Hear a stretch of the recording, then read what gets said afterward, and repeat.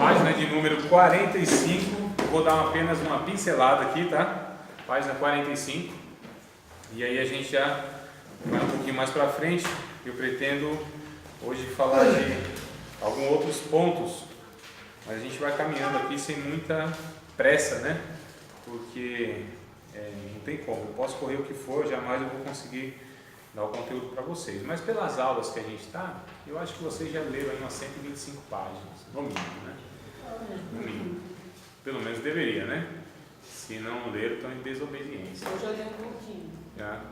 Então está menos desobediente. Os outros são mais desobedientes, mas todo mundo está encerrado debaixo da desobediência. Todos os livros foi o que mais me chamou a atenção. Se identificou não mais. Me deu sono. Coisa boa. Sério. Então deve ser porque o assunto interessou, né? Coisa boa. É assim mesmo. Quando o negócio interessa a gente acha um jeito de ler, de achar prazer e tal. Mas vamos lá, irmãos. Página 45. Razão, ciência e fé. É possível mesmo olhar? Todos acharam esse ponto? Sim. No ponto anterior, analisamos o momento atual da humanidade e os desafios da igreja frente a essa realidade pós-moderna, né? Nós falamos então do individualismo, materialismo, do hedonismo, ecumenismo. Eu acho que a gente não falou tanto assim, mas do bom. O que está para baixo, teologia da prosperidade, que é outra dificuldade que a gente encontra para pregar o evangelho. Lembrando que teologia da prosperidade é uma proposta que a gente vê em muitas igrejas evangélicas, mas que não tem nada a ver com o evangelho. Então a gente, na verdade, tem uma dificuldade dentro da própria igreja, irmãos, de anunciar o evangelho. Olha que coisa absurda, né? Dentre aqueles que falam a respeito de Deus, existe uma dificuldade para que o evangelho penetre. Um certo pastor, ele disse que ele tinha tanta confiança no poder do evangelho, poder de capilaridade. Poder de capilaridade, assim, de entrar em todos os lugares, né? O evangelho tem o poder de entrar em todos os lugares. Ele disse que ele tinha esperança que o evangelho um dia desse chegaria nas igrejas. Então, não é mais ou menos assim, infelizmente, né? Parece um absurdo, mais ou menos. O evangelho de verdade, né? O evangelho transformador, o evangelho mais parecido com o da Bíblia mesmo, né? Não esses anúncios aí que a gente vê que tem para quem não conhece, de fato, parece ser, engana, né? Tem lá uma meia verdade, mas para a gente que vai estudando pouco a pouco, aprendendo pouco a pouco ao longo dos anos, a gente vai distinguindo que tem muita coisa lá que são propostas religiosas, e essas propostas religiosas não salvam ninguém, não libertam ninguém, não transformam ninguém, não faz ninguém a imagem de Jesus. Faz pessoas religiosas, pessoas que mudaram até hábitos, comportamentos, mas a natureza não foi mudada. E aí não são poucas as pessoas que a gente vê abraçando essa mensagem e sendo pessoas como qualquer outras. Então, não é gente diferente, né? Não é gente parecida com Jesus. É só gente que tem uma religião. E essa religião ela parece ser um pouquinho melhor porque não tem uma imagem, não mata ninguém. Não é a religião que fica aí subindo escada, descendo escada, sobe morro e desce morro, mas escada não. Então vamos lá. Vamos abordar agora a relação entre ciência, razão e fé. Acharam aí o texto? Sim. Pois não podemos ficar alheios aos avanços tecnológicos, à evolução do saber humano e à contribuição das descobertas para a atualidade. Nossos olhos não podem se fechar para essa realidade. Vamos analisar ponto por ponto e apresentar cada uma dessas premissas. Então vamos lá. Primeiro, a ciência verdadeira não anula a palavra de Deus. Aleluia. Faz lá não. Faz, minha irmã. Então a ciência verdadeira não anula a palavra de Deus. Primeiro, é necessário entender que a Bíblia não foi escrita com o intuito de ser um manual de ciência que responda todas as perguntas sobre a origem de todas as coisas, seus mínimos detalhes. Deus escreveu a história de vida do ser humano, sua queda e a provisão para a sua salvação. Por esse motivo, não vamos encontrar pormenores sobre como o Senhor desenvolveu o DNA, né, que é aquela molécula da vida, né, onde contém lá as informações de cada um, geneticamente a gente está falando, como criou as estrelas, o planeta, onde termina o universo, o que aconteceu com os dinossauros, física quântica, os elementos da natureza e outros tantos conhecimentos que o homem tem desejo de saber. No entanto, na Bíblia há passagens que apresentam fatos a respeito de ciência que podem ser investigados pelos cientistas. Irmãos, vira e mexe, meu sobrinho mesmo, um pouco tempo atrás, me perguntou, acho que foi sobre os dinossauros, né? E eu falei, sim, os dinossauros possivelmente, bem provavelmente existiram, tá? E um monte de fósseis, né, que foram achados e tal. Mas a Bíblia fala, não. A Bíblia não tem intuito de atender a curiosidade de todo mundo. É isso que a gente precisa entender, irmão. Porque tem gente que pergunta pra gente cada coisa e quer que a gente prove na Bíblia. A Bíblia não tem um propósito, tá certo? De apresentar essas coisas nos detalhes. Não tem linguagem científica, né? A linguagem é comum. A gente chama de linguagem fenomenológica, de observação.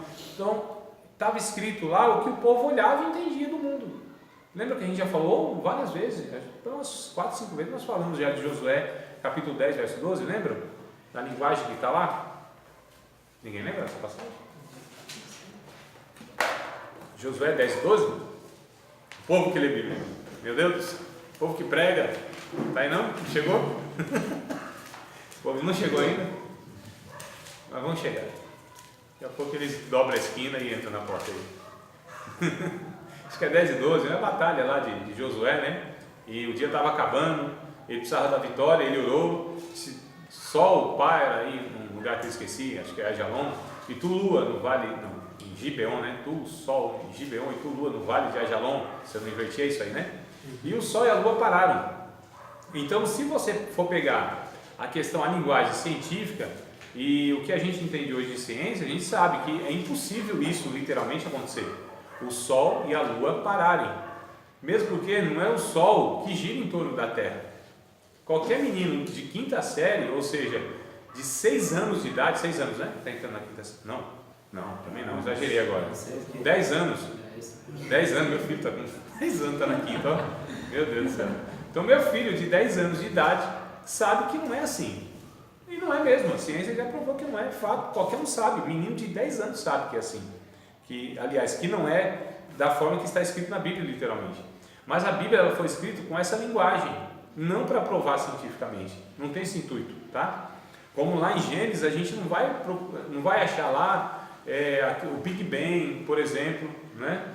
A questão sobre o homem primata, o homem de Neandertal, isso aí que vocês já estudaram na escola, lá na quinta, sexta, sétima série e tal.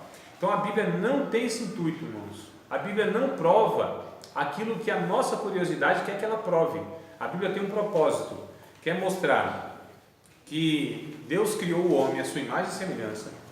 Esse homem, dado o momento da história, ele pecou, ele caiu, né, como diz alguns, a teologia mais refinada é a ruptura que houve entre Deus e o homem.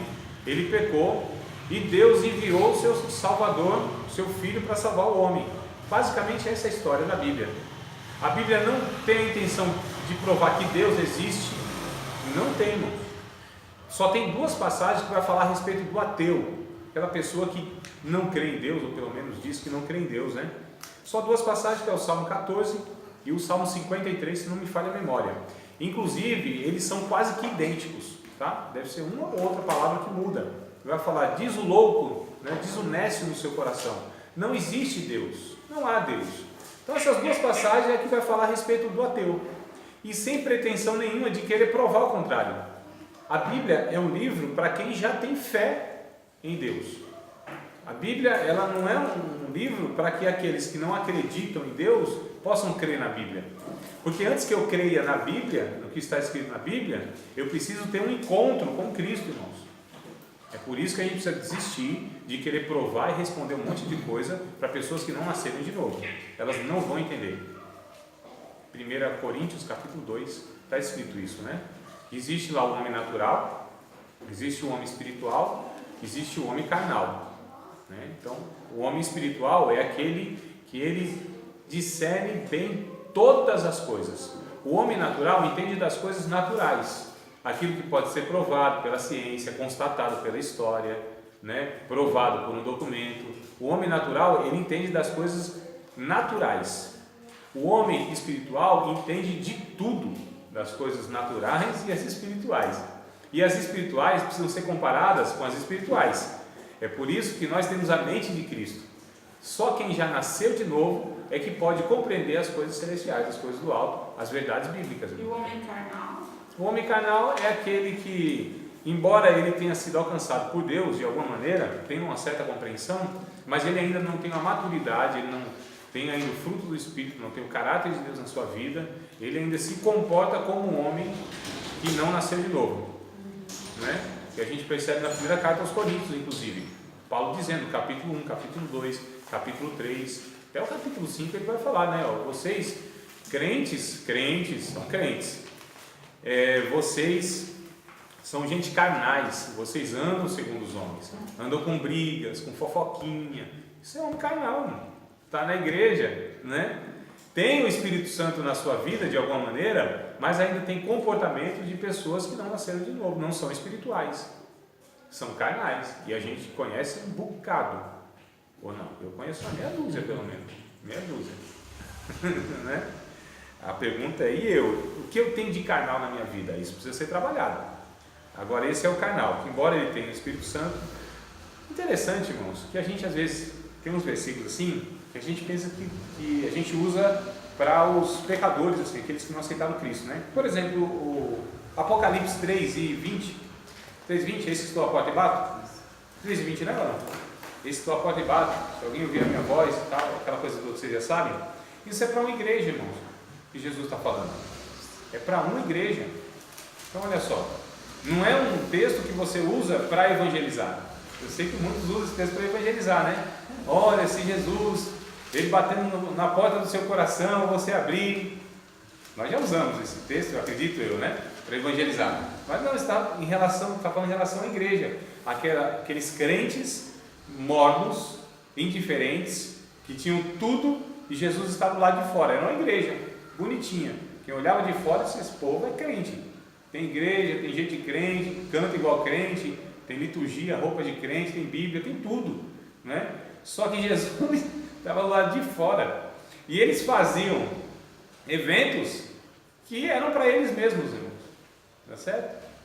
Hoje ainda tem esses eventos, geralmente eles duram no final de semana, começa na sexta, acaba no domingo, evento em cima de evento, e nem sempre Jesus é o centro daquele negócio e é para Cristo, né? Mesmo porque a gente vê nesses eventos é briga por causa de roupa, né, de pregador, o pregador é a atração principal.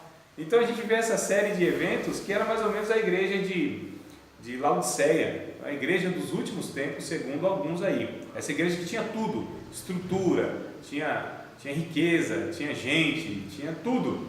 Mas Jesus disse, vocês são pobre, cego, nu e miserável. Por quê? Porque Jesus não era o propósito daquela reunião. Jesus estava lá de fora. Eu acho que eu já falei isso para vocês, mas vou repetir, que é possível que alguém tenha esquecido. Deram esse versículo, Apocalipse 3:20, para um pintor, né? Então ele, para retratar isso num quadro, e ele pintou uma porta, né? Estou a porta e bato, e Jesus batendo na porta, toque, toque. E o filho dele, pequeno, olhando aquela pintura, e ele não colocou a maçaneta na porta. Ele falou, pai, o senhor esqueceu da maçaneta, como que Jesus vai abrir e entrar? Eu disse, não, meu filho, é proposital, o papai não pôs porque essa porta aí representa a porta do coração e só pode ser aberta por dentro. Jesus está fazendo convite a essa igreja. Aí vocês sabem que menino não se contenta com a primeira resposta, né? E faz outra, né? Não é assim, mano, né? Aí falou assim, papai, mas eles não estão abrindo por quê? Porque Jesus está batendo. Aí o pai disse assim, filho, eu acho, eles devem estar em outro cômodo longe, né? Desse cômodo aí, eles não estão ouvindo. Mas criança é um negócio fenomenal, não se contenta. Ele falou, não, papai, eu acho que não. Eu acho, na verdade, que eles estão fazendo algumas coisas que estão ocupando eles e eles não estão prestando atenção na batida de Jesus. Parece que o menino teve uma revelação até melhor, né? Nesse sentido, né, irmão? Sim. Então isso é igreja, tá? Igreja. Efésios capítulo 5, capítulo 4, como vai dizendo, verso 26, eu acho, estou falando, são textos em relação à igreja, não a ímpios. Vai lá, não deis lugar ao diabo. Acho que é 5:26 ou é 4:26? Me ajudem aí, que eu não lembro. É 4, Nathalie, 4:26. Não se põe o sol sobre a vossa ira. né? Irai-vos, não pequeis, não se põe o sol sobre a vossa ira, não deis lugar ao diabo. Então Paulo está falando para que os crentes lá na cidade de Éfeso não dê lugar ao diabo. Então é possível, inclusive, um cristão dar lugar ao diabo. Olha só, irmão. Percebe? Então esses textos, muitas vezes nós usamos eles para se referenciar àqueles que ainda não conhecem a Cristo, mas não é. Então a gente precisa prestar atenção que a Bíblia ela tem esse propósito, e aí a gente tem que ter cuidado para não querer usar a Bíblia, inclusive, para apoiar uma resposta que a gente quer dar às pessoas. Evitem a todo custo, tá? Gente querendo, curioso, Jesus não dava atenção a gente curiosa. Jesus simplesmente desprezava, a palavra é essa, desprezava a gente curiosa. Eu lembro tem o Herodes e o Pilatos, eu sempre confundo, Herodes e Pilatos, acho que é Herodes, né? Que ele quer ver lá se Jesus faz um milagre lá, faz um showzinho para ele, né? Então, Jesus veio para ele e falou, opa, deixa eu ver aqui o que esse homem vai fazer, acho que ele vai fazer um milagre, uma coisa que eu tenho ouvido falar que ele faz um bocado de coisa aí, né? Jesus se calou, não falou uma palavra sequer diante desse homem.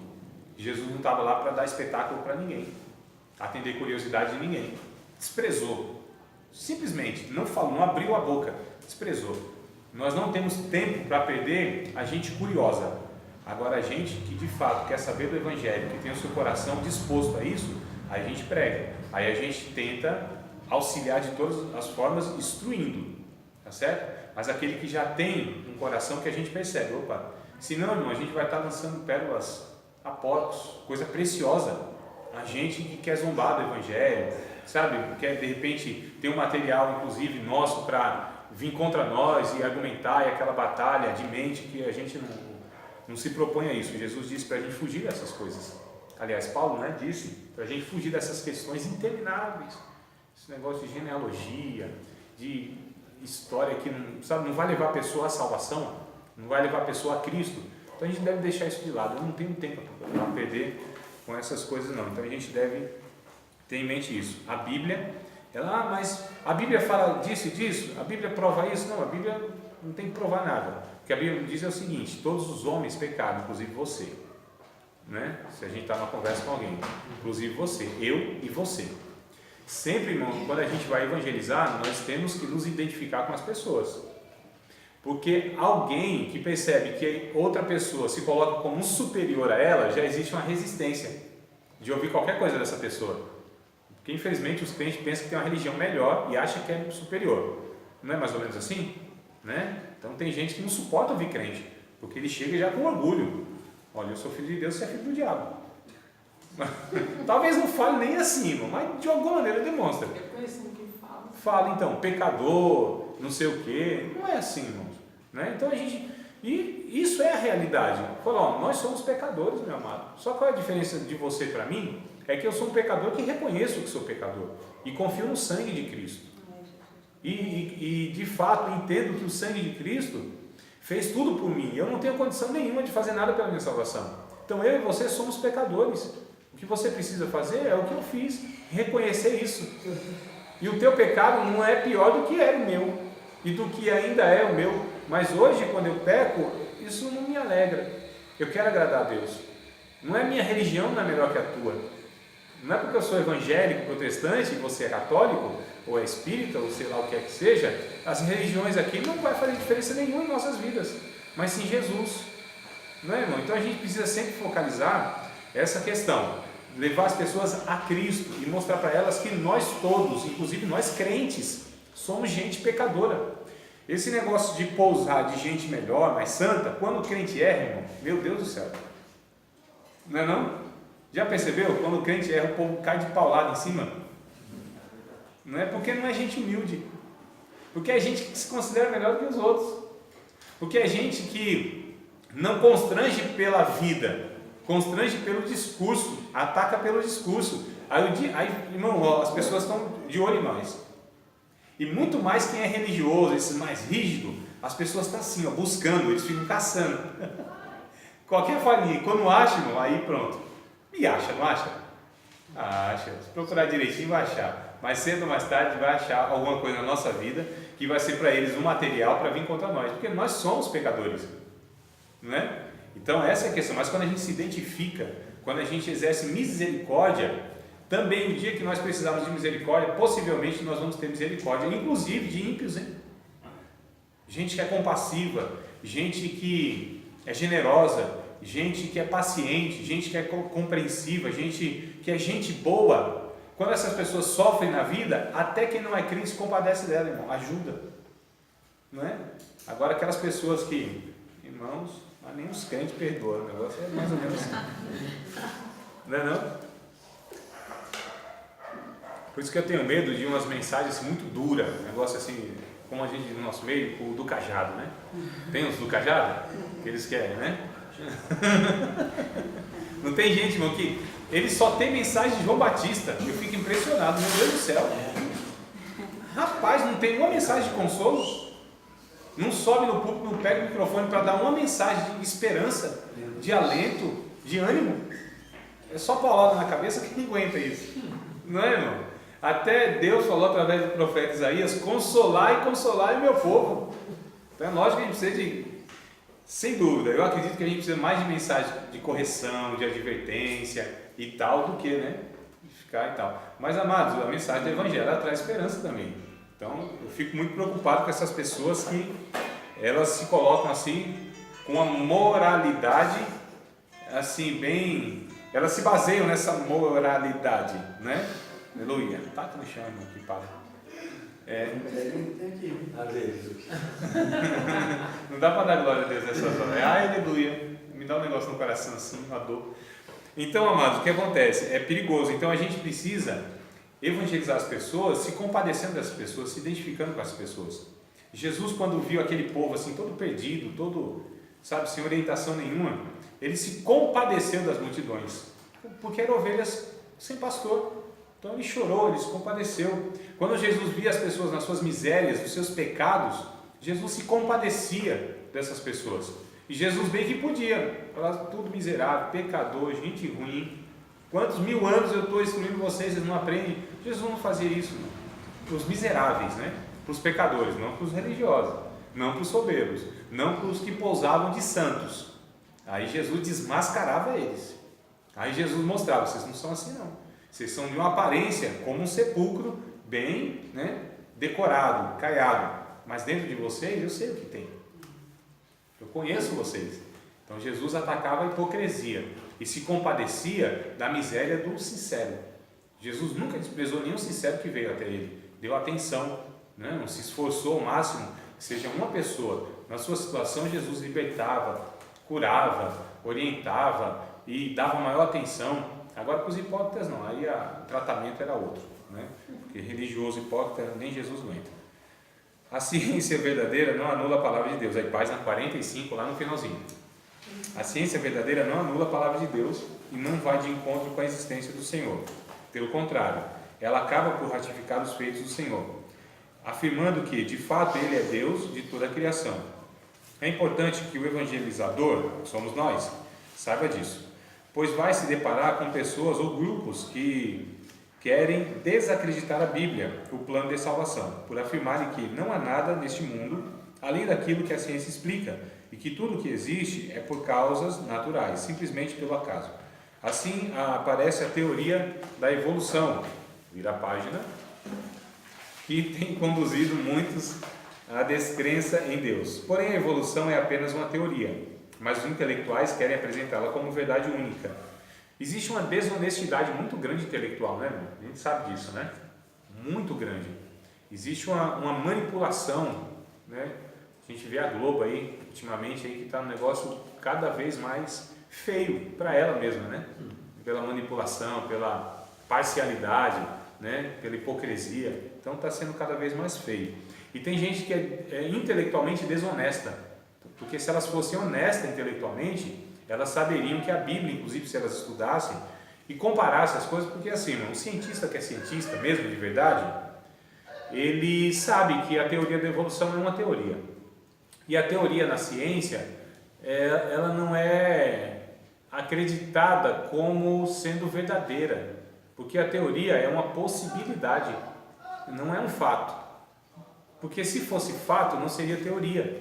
Enquanto está na teoria, porque não há elementos suficientes para provar aquilo. Né? O Charles Darwin, essa questão da evolução, que o homem veio do macaco, o Big Bang, a macroevolução, etc. Isso são teorias. Inclusive, no meio científico, isso ainda é falado, mas está caindo em descrédito. Porque quantos anos, irmãos? 2 séculos, né? Mais ou menos? Né? Charles Darwin aí, os 2 séculos, né, Johnny? Tu que é o mais estudioso entre nós. Mais ou menos, uns 2 séculos, não foi provado nada, então está caindo em descrédito, irmão. Porque se fosse verdade, alguma coisa já deveria ter sido provada aí. Mas vamos lá. Então, porém, a evolução é apenas uma teoria, mas os intelectuais querem apresentá-la como verdade única. A igreja, portanto, não pode desprezar a questão do conhecimento científico e deve compreender que precisa estudar sobre o assunto para que tenham respostas satisfatórias para aqueles que indagarem a respeito dessas coisas.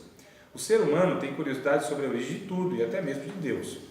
O leitor poderá se inteirar melhor a respeito da relação Deus e ciência. No livro Teologia Sistemática nós já tivemos, não tivemos? Teologia Sistemática. Então vamos lá, irmãos, para 1 Pedro 3,15. 1 Pedro 3,15.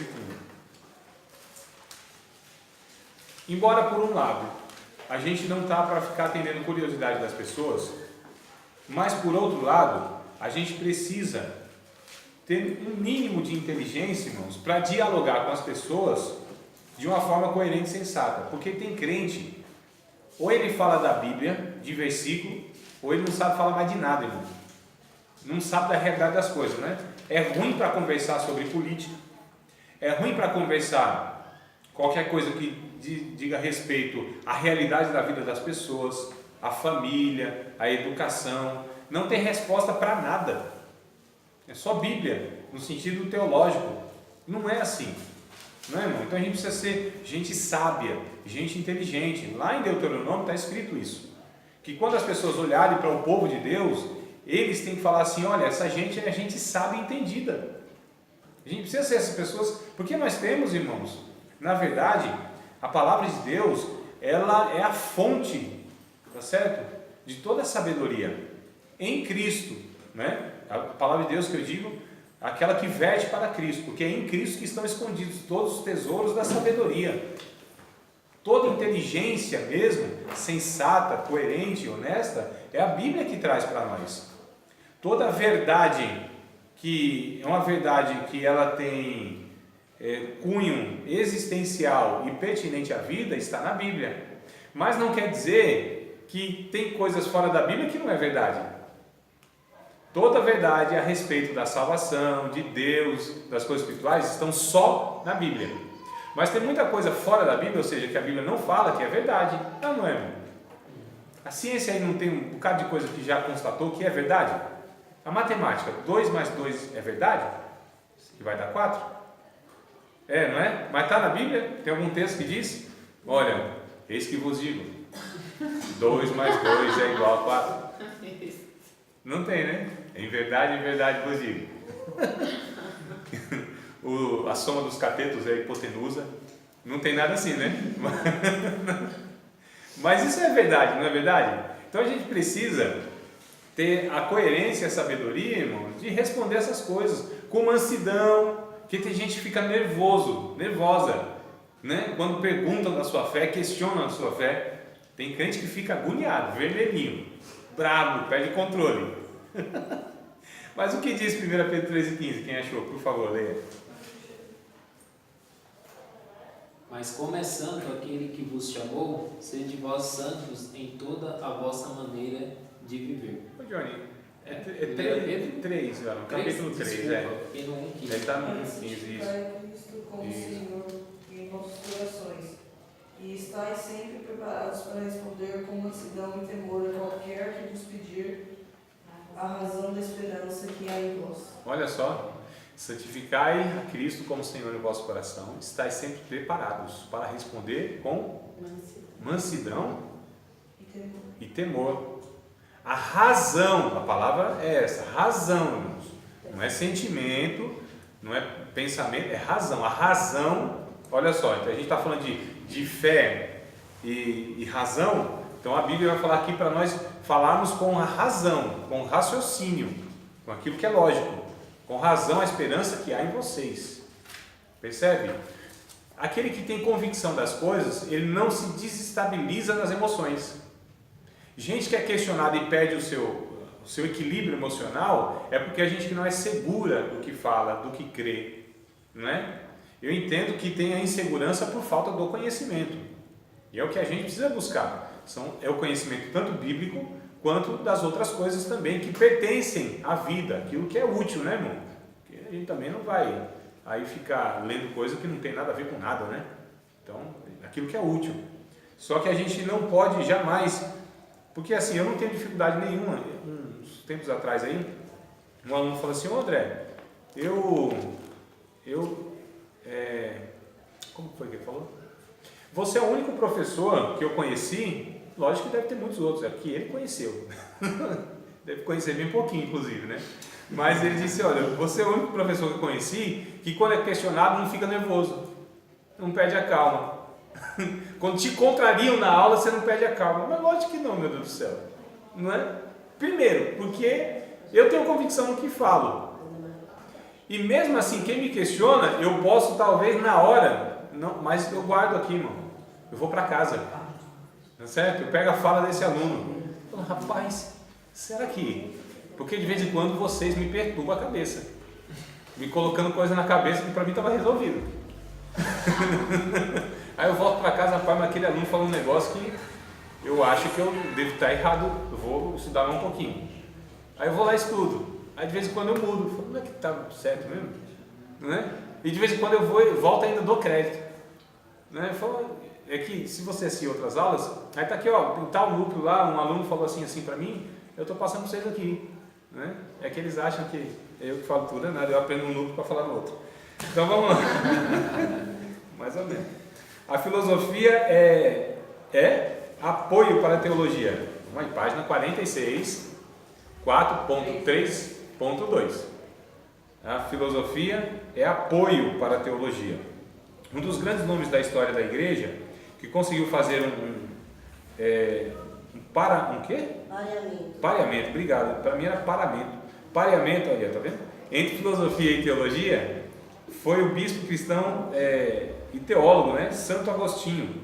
A influência desse bispo é de uma amplitude sem igual, pois atingiu não somente a igreja em si, como também o mundo ocidental. Para Agostinho, a filosofia seria um instrumento a ser utilizado pela teologia, ou seja, pensar filosoficamente sobre teologia é possível. O que a teologia se propõe, irmãos? Alguém sabe me falar?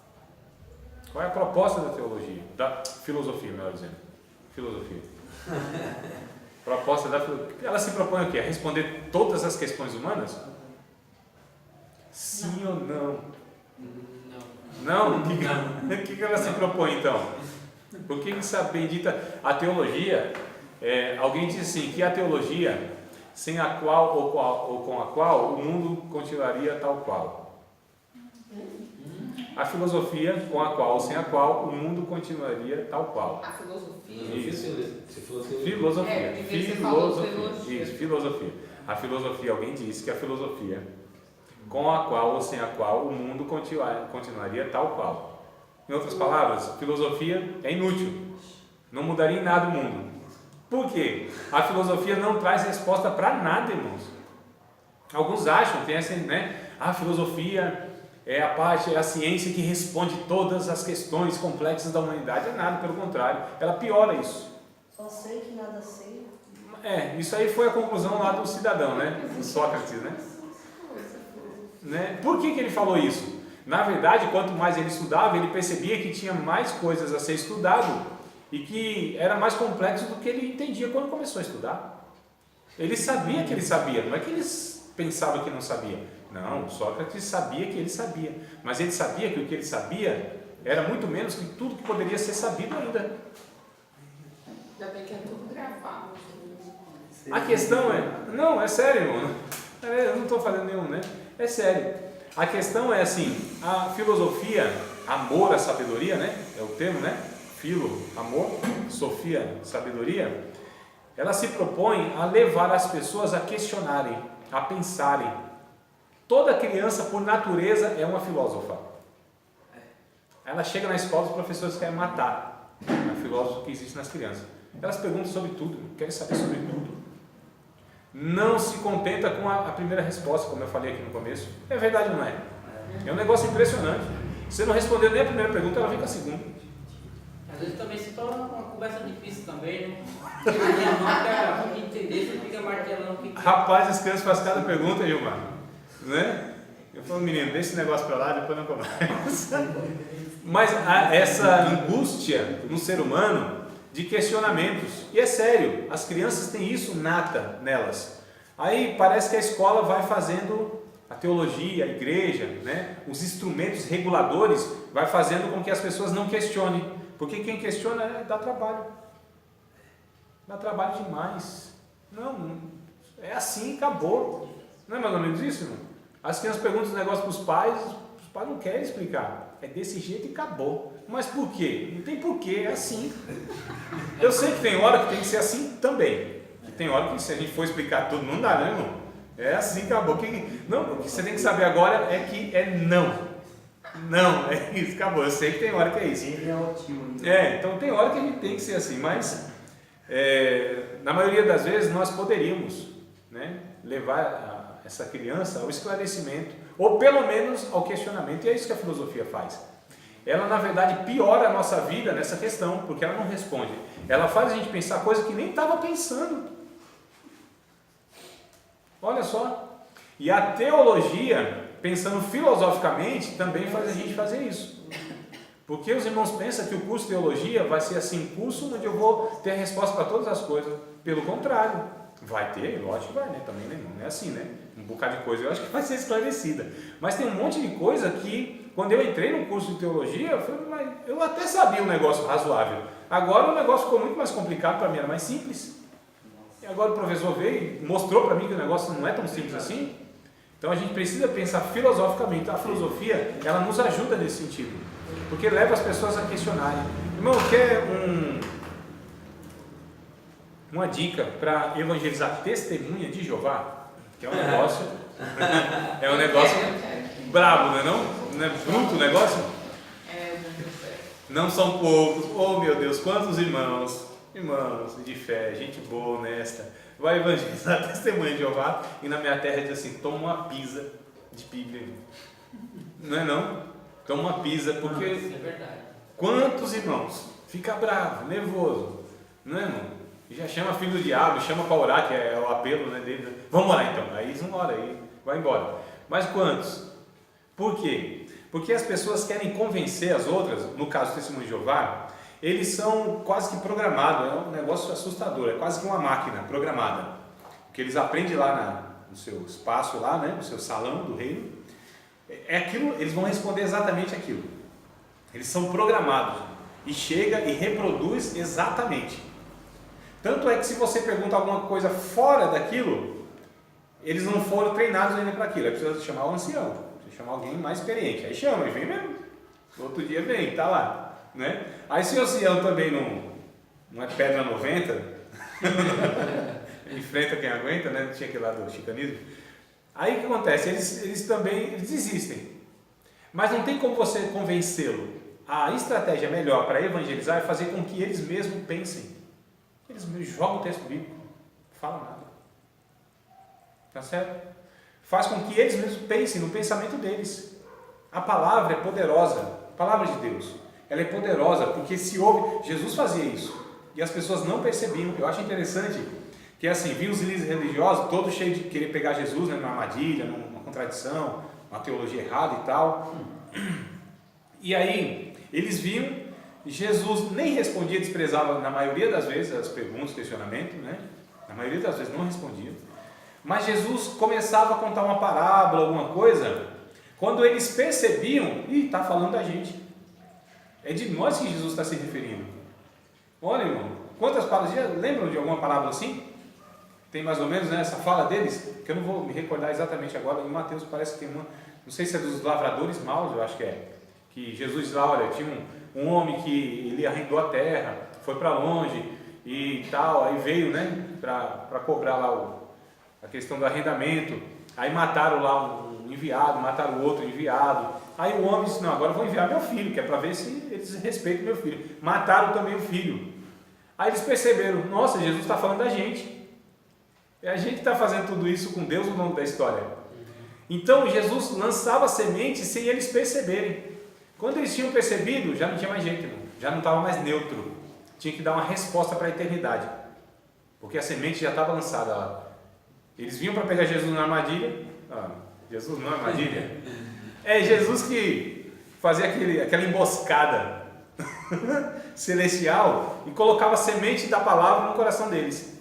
E eles não estavam mais inexcusáveis.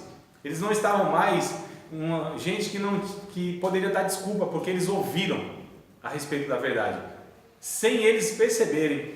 A gente tem que fazer mais ou menos isso, irmão. Chegar nas pessoas e lançar semente. Deixa que a palavra de Deus ela é poderosa para fazer o que ela tem que fazer. Não somos nós. Lança a semente. Faz com que as pessoas pensem. Sem elas perceberem que elas estão pensando no Evangelho, ou que elas receberam a mensagem do Evangelho, deixe que elas recebam. Plante a semente. Né? E aí depois é ela e Deus. A semente está lá, irmão. O Espírito Santo se encarrega de fazer o resto. A incumbência de plantar a semente é nossa. De fazer frutificar é de Deus. Diz a palavra de Deus. Paulo plantou, Apolo regou e Deus é quem dá o crescimento. Não é? Então, tem gente que quer convencer, brigar. Não é assim. Quer enterrar o camarada. Quer plantar, quer regar, quer polir, quer ir lá no demônio e enterrar de lá dentro. Eu estou falando sério. Irmãos, eu me lembro, eu fazia bastante evangelização nos trens, né? Trens, praça e ônibus. Eu e mais uns 3 ou 4 irmãos.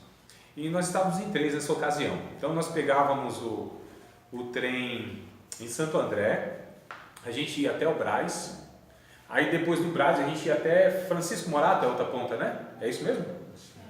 Não, Rio Grande da Serra. Rio Grande da Serra, não é isso?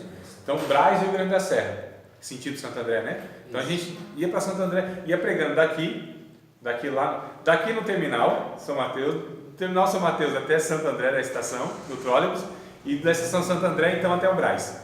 Aí era assim, do Brás até Rio Grande da Serra um pregava, Rio Grande da Serra até o Brás o outro vinha pregando. E a gente tinha uns 3, 4, então a gente ia revezando, né? E era uma horinha de pregação, assim, uma hora e 10 de mensagem.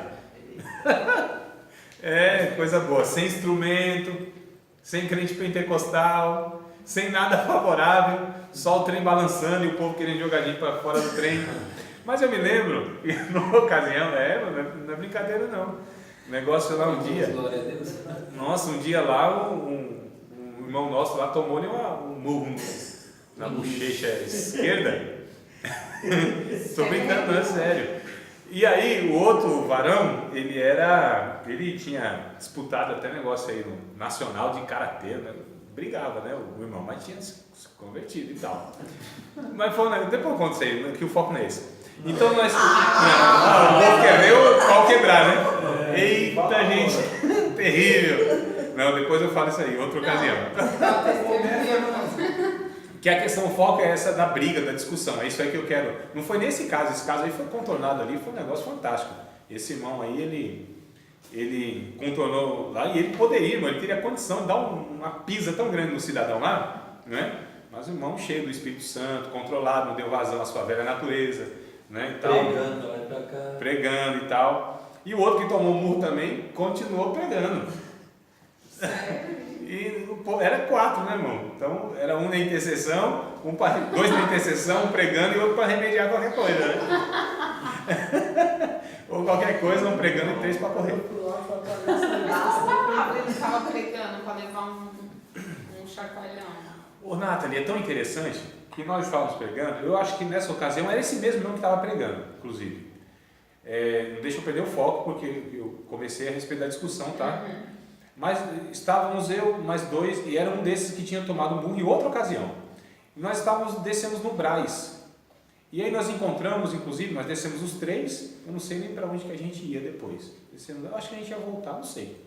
Aí encontramos lá um pastor que era um ex-padre, né? Testemunho interessante, depois até nós tivemos contato com ele e tal. E ele disse assim, irmão, enquanto você pregava, eu ficava observando as pessoas, né? E observava que tinha gente que quase que rangia os dentes, sabe? Pregação, você está pregando o Evangelho.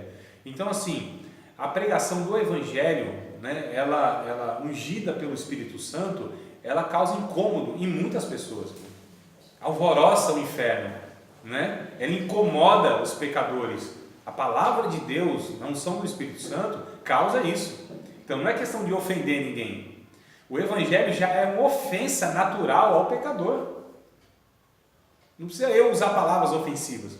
O Evangelho mostra, o Evangelho humilha. O Evangelho tem que fazer isso, humilhar a condição humana.